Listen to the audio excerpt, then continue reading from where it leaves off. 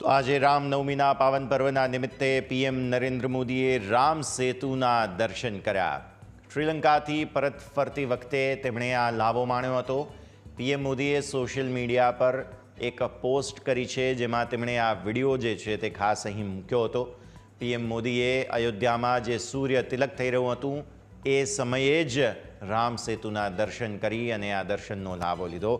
PM મોદીએ લખ્યું છે કે થોડા સમય પહેલાં શ્રીલંકાથી પરત ફરતી વખતે રામ સેતુના દર્શન કરવાનો આનંદ મળ્યો. મતલબ કે આજે તેઓ જ્યારે આવી રહ્યા હતા તે સમયે તેમણે આ રામ સેતુના દર્શન કર્યા હતા અને એક દૈવીય સંયોગ તરીકે એ જ સમયે અયોધ્યામાં સૂર્ય તિલક થઈ રહ્યું હતું. પ્રભુ શ્રી રામની જે મૂર્તિ છે તેનું બંનેના દર્શન કરવાનો આનંદ મળ્યો છે.